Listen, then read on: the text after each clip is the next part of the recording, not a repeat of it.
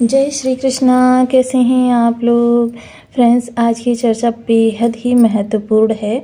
आज हम चर्चा करने जा रहे हैं ऐसे समय की जो हमारे जीवन में काफ़ी महत्वपूर्ण और सावधानीपूर्ण प्रभावों को जन्म दे रहा है। जैसे कि अगर मैं आपके सामने कहूँ कि मैं चर्चा करने जा रही हूँ राहु की, तो आप कहेंगे इसकी चर्चा तो हम पहले कई बार कर चुके हैं, लेकिन यकीन मानिए जो चर्चा आज हम करने जा रहे हैं वो आज से पहले हमने अपने चैनल पर नहीं की है। तो काफ़ी महत्वपूर्ण ये चर्चा का विषय रहेगा, क्योंकि इसको समझना और समझकर इसके अनुसार कार्य करना नितांत आवश्यक है वृषभ राशि के लोगों के लिए। क्योंकि यदि देखा जाए तो कुंभ राशि से राहु का गोचर हो रहा है।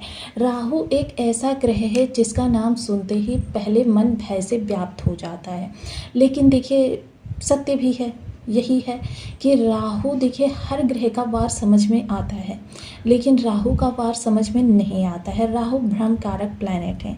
अब जैसे कि पिछले समय में 9 अगस्त को इन्होंने स्वयं के नक्षत्र शतभिषा नक्षत्र को छोड़कर अब मंगल के नक्षत्र धनिष्ठा नक्षत्र में प्रवेश किया है। धनिष्ठा नक्षत्र जिसका देखिए नाम ही से ही निकलता है धन की इच्छा, तो धनिष्ठा बहुत महत्वपूर्ण नक्षत्र है। यदि 27 नक्षत्रों में देखा जाए तो धनिष्ठा एक सबसे शक्तिशाली ग्रह नक्षत्र निकल कर आता है, सबसे बलवान नक्षत्र निकल कर आता है। ऐसी स्थिति में धनिष्ठा नक्षत्र के प्रभाव में राहु का प्रभाव और साथ ही साथ मंगल देव महाराज, क्योंकि मंगल का नक्षत्र है तो मंगल की सिचुएशन को भी देखना बहुत आवश्यक है। मिथुन राशि में प्रवेश किए हुए हैं। अब एक चीज़ और देखनी है, धनिष्ठा नक्षत्र में राहु तो गोचर कर रहे हैं, लेकिन राहु की पंचम दृष्टि में मंगल आ रहे हैं। राहु की पंचम दृष्टि में मंगल आ रहे हैं, वहीं मंगल भी आगे समय में देखिए अपना नक्षत्र परिवर्तन करके चले जाएंगे आर्द्रा नक्षत्र में। आर्द्रा नक्षत्र स्वामी स्वयं राहुदेव महाराज हैं। अब आर्द्रा नक्षत्र स्वामी स्वयं राहुदेव महाराज हैं। मंगल आर्द्रा नक्षत्र में और राहु धनिष्ठा नक्षत्र में, यानी कि यह कहीं ना कहीं नक्षत्र परिवर्तन राजयोग का भी प्रभाव आपको प्रभावित करेगा। काफ़ी महत्वपूर्ण इस समय पर चर्चा रहेगी, क्योंकि देखिए यह चर्चा थोड़ी सी लंबी हो सकती है, तो हम इसको नेक्स्ट पार्ट में भी लेकर आएंगे। साथ ही साथ राहु एक भ्रमकारक प्लैनेट है और आपकी आजीविका भाव से गोचर कर रहे हैं। पिछले समय में इनके प्रभावों को देखकर आप समझ ही गए होंगे कि आपके लिए ये निगेटिव है, पॉजिटिव है या फिर सामान्य है।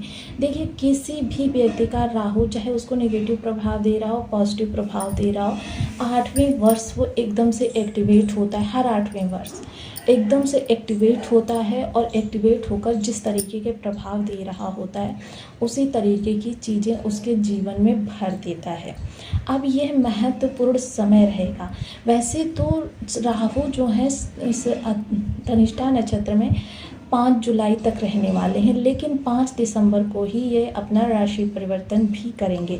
राशि परिवर्तन करके चले जाएंगे ये भाग्य भाव में। तो यह चर्चा जो है आपको, क्योंकि यहाँ पर देखिए, क्योंकि जहाँ भी राहु और मंगल का विशेष प्रभाव होता है कहीं ना कहीं वहाँ पर अंगारक योग का निर्माण होता है। देखिए हालांकि यह प्रभाव के अनुसार, क्योंकि यदि युति संबंध हो तो समझ लीजिए कि यह समान रूप से प्रभावी है, और अगर नक्षत्र प्रभाव हो या दृष्टि प्रभाव हो तो काफ़ी सारी चीज़ों में असमानता भी देखने में आती है। अब राहु का प्रभाव, क्योंकि राहु आजीविका भाव में है, यहाँ पर दिग्बली भी हैं, कारक भी हैं, तो यहाँ पर राहु के प्रभाव बहुत ज़बरदस्त रूप से आपको प्रभावित करने वाले हैं। वहीं धन, आपका परिवार और आपका शत्रु भाव भी इनसे प्रभावित होगा। साथ ही साथ आपका स्वास्थ्य और आपसे रिलेटेड चीज़ें आपको काफ़ी ज़्यादा इस समय पर प्रभावित करेंगी। देखिए अब जैसे मैंने पीछे अंगारक योग का बताया है, तो ज़रूरी नहीं है कि जो चीज़ दूर से देखने में आपको या किसी तरीके से आपके मन में उस चीज़ ने भय बनाया हो तो वो आपके लिए हर समय निगेटिव प्रभाव ही दे। अब देखिए जहाँ हम युद्ध करते हैं तो ऐसे स्थान पर हर समय तलवार ही काम आए ऐसा संभव नहीं। कभी कभी वाणी भी वो काम कर जाती है जो आपकी तलवार भी नहीं कर पाती। तो चलिए बने रहें हमारे साथ इस वीडियो में एंड तक, आपको बहुत कुछ जानने के लिए मिलेगा। वीडियो बहुत ज्ञानवर्धक होने वाला है। यदि आपके लग्न में 2 नंबर बना हुआ है तो ये राशिफल आपके लिए। यदि कुंडली में कहीं भी चंद्रमा के साथ 2 नंबर बना हुआ है तो ये राशिफल आपके लिए। कुंडली ना होने की स्थिति में आप इसे नाम राशि से भी देख सकते हैं। यदि अभी तक आपने अपने इस चैनल को सब्सक्राइब नहीं किया है तो प्लीज़ सब्सक्राइब कर लीजिए, वीडियो को लाइक कर दीजिए, चैनल को शेयर कर दीजिए। इससे होगा क्या कि हमारे आने वाले हर वीडियो की नोटिफिकेशन मिल सकेगी आपको सबसे पहले। एक प्यारा सा कमेंट करना बिल्कुल ना भूलें। कमेंट से हमें बहुत मोटिवेशन मिलता है, हौसला मिलता है और ये पता चलता है कि आप और क्या जानना चाहते हैं। देखिए, राहु सबसे पहले यहाँ पर आपके अंदर भ्रम, देखिए अगर नेगेटिव है तो, और पॉजिटिव हैं तो जाहिर सी बात है कि आपकी बुद्धि को इतना कुशाग्र कर देंगे कि जो भी जिस कार्य से संबंधित आप कार्य कर रहे हैं वहाँ पर आपकी skill day by day update होती रहेगी। यानी किसी ना किसी कारण से, कभी किसी से बातों में, कभी किसी के द्वारा साथ में, कभी किसी के द्वारा कार्य करवाने में, कभी बॉस के द्वारा आपकी स्किल बढ़ती रहेगी। क्योंकि देखिए, जब हम कुछ सीखना प्रारंभ करते हैं, जैसे जैसे हम चीज़ों को सीखते हैं वैसे वैसे हमारे मस्तिष्क पर प्रभाव पड़ता है। मस्तिष्क हमारा एक्टिवेट होता है। मस्तिष्क जब हमारा एक्टिवेट होता है तो जाहिर सी बात है, क्योंकि राहु का कार्य क्षेत्र कहाँ है, मस्तिष्क है। अब देखिए, जब बच्चे बड़े होते हैं उनको जिस तरीके के एनवायरनमेंट में रखा जाए, मान लीजिए अगर कोई बच्चा स्लम एनवायरनमेंट में पल बढ़ रहा है तो वो क्या करेगा, उसी तरीके की चीज़ें करेगा। और कोई बच्चा पॉश इलाके में पल बढ़ रहा है तो फिर उसकी जो डिज़ायर्स होंगी उसी तरीके से आसमान को छूने वाली होंगी। और बहुत कम ऐसा देखा जाता है कि ऐसे बच्चों में किसी भी प्रकार की निगेटिव ऊर्जा हो। क्योंकि देखिए, जब हमारे आसपास का एनवायरनमेंट अच्छा होता है और राहु जिस स्थान पर है, जब वो स्थान हमारा स्किल्स को अपडेट करने लगता है, कुछ सीखने लगता है, तो वहाँ पर राहु जो होते हैं उसके लिए बलवान हो जाते हैं। क्योंकि बुध का भी साथ मिल जाता है। जब हम लर्नर बनते हैं तो बुध भी हमारे पॉजिटिव होने प्रारंभ हो जाते हैं। तो ये काफ़ी सारी चीज़ें ऐसी हैं जो कि यदि समझकर हम कार्य करें तो हमको कहीं से अलग से उपाय करने की आवश्यकता नहीं पड़ेगी। वहीं राहु यहाँ पर आपके लिए, देखिए अगर पॉजिटिव रूप से एक्टिवेट हो रहे हैं तो आपके कैरियर को यदि चेंज करने की, क्योंकि राहु जहाँ पर है वहाँ बदलाव भी बहुत मस्ट हो जाता है। क्योंकि बदलाव होना है, चाहे कैरियर में हो या फिर आपके स्थानांतरण में हो, यही सारी चीज़ें आपके जीवन को देखिए बदलने में काफ़ी महत्वपूर्ण योगदान भी देने का कार्य करेंगी। सहयोगियों का साथ मिलेगा।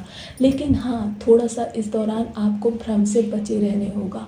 जितना ज़्यादा आप भ्रम से बचे रहेंगे उतना ही आपके लिए चीज़ें बेहतर होती रहेंगी।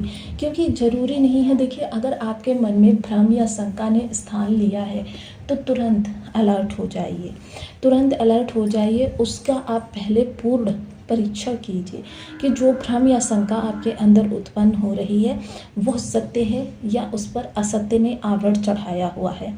तुरंत आपको उत्तर मिल जाएगा।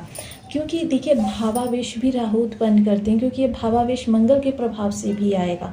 आप तैस तैस में यहाँ पर आपके रिश्ते भी खराब हो सकते हैं। पंचम दृष्टि जो स्वयं मंगल पर जाएगी, जो यहाँ पर योद्धा बैठा हुआ है, इस योद्धा को एकदम प्रचंड ऊर्जा में तब्दील कर देगी। अब जब ये प्रचंड ऊर्जा होगी तो ये आप पर डिपेंड करता है कि इस ऊर्जा को दिशा कौन सी आप दे रहे हैं। क्योंकि यहाँ पर आपकी वाणी है। अगर वाणी देखिए अच्छी हो जाए तो फिर वाणी आपके 80% कार्यों को, बिगड़े हुए कार्यों को भी बनाने का कार्य कर देती है। लेकिन वाणी यदि असंतुलित हो जाए, क्योंकि मंगल की वाणी जो होती है आदेशात्मक होती है, अधिकार को दिखाती है, और यदि ऐसी वाणी का प्रयोग आप करेंगे और जाहिर सी बात है कर्म क्षेत्र पे, तो फिर सामने वाला आपसे कहीं ना कहीं, बेशक वो उस समय उसका रिप्लाई ना दे, प्रत्युत्तर ना दे, लेकिन अपने मन में आपके प्रति एक गलत धारणा बना लेगा। बेशक उस समय आपको लाभ निकल कर आ जाए, लेकिन आने वाले समय में चीज़ें आपके लिए उतनी आसान नहीं होंगी जितनी कि आपको दिखाई देंगी। आपको काफ़ी ज़्यादा प्रॉब्लम्स भी फेस करनी पड़ सकती हैं। तो देखिए, इस समय पर आपके लिए चीज़ों का विशेष प्रभाव जो निकल कर आने जा रहा है, वह आपकी वाणी से ही निकलेगा। वाणी को संयत रखें। हालांकि देखिए, राहु जहाँ है मैनिपुलेटिंग ग्रह हैं, राहु चीज़ों को संभालना भी जानते हैं, बशर्ते ये है कि निगेटिव नहीं तो आपके उच्च नहीं तो सामान्य तो होने ही चाहिए।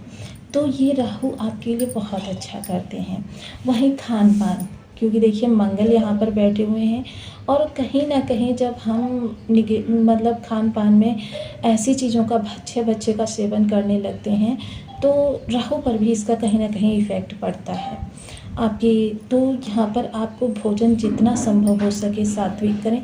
रिश्तेदारों से वार्तालाप करते हुए आप नैतिकता का और संयम का विशेष ध्यान रखें। यदि इन छोटी छोटी चीज़ों का पालन करके चीज़ों को आगे बढ़ाएंगे तो फिर आपके लिए नेगेटिविटी काफ़ी हद तक कम होगी और जिन लोगों का सामान्य ग्रह भी है उन लोगों को भी लाभ की प्राप्ति होगी। इसके अतिरिक्त देखिए, कुछ चीज़ें हमको सावधानी पूर्वक करनी भी होंगी।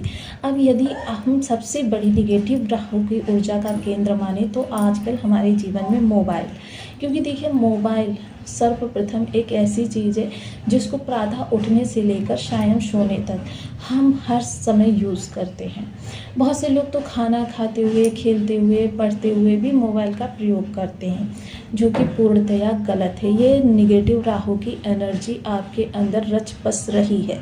तो क्योंकि देखिए, आप कहेंगे निगेटिव क्यों कहा आपने, तो देखिए राहु के दो रूप हैं। एक पॉजिटिव रूप है जो आपको अनंत असीमित देने की क्षमता रखता है और एक निगेटिव रूप है जो आपसे अनंत असीमित लेने की क्षमता रखता है। आपकी बुद्धि में ही इस तरीके के प्रभाव उत्पन्न कर देता है कि जो चीज़ें आपके लिए लाभप्रद होनी चाहिए वही हानिप्रद होने लग जाती हैं। जिनको आप सोचते हैं कि यहाँ से मेरे लिए अच्छा निकलेगा, पता चलता है वहीं पर आपके लिए लॉस है। अब ऐसी स्थिति में जब हम इस मोबाइल में सिर्फ सर्फिंग करते रहते हैं, अपना टाइम वेस्ट करते रहते हैं, क्योंकि जिसने भी समय को व्यर्थ गंवाया उसने जीवन में कभी कुछ अचीव नहीं किया। और जब हम यहाँ पर स्किल्स को अपडेट करते हैं मोबाइल पर, अपने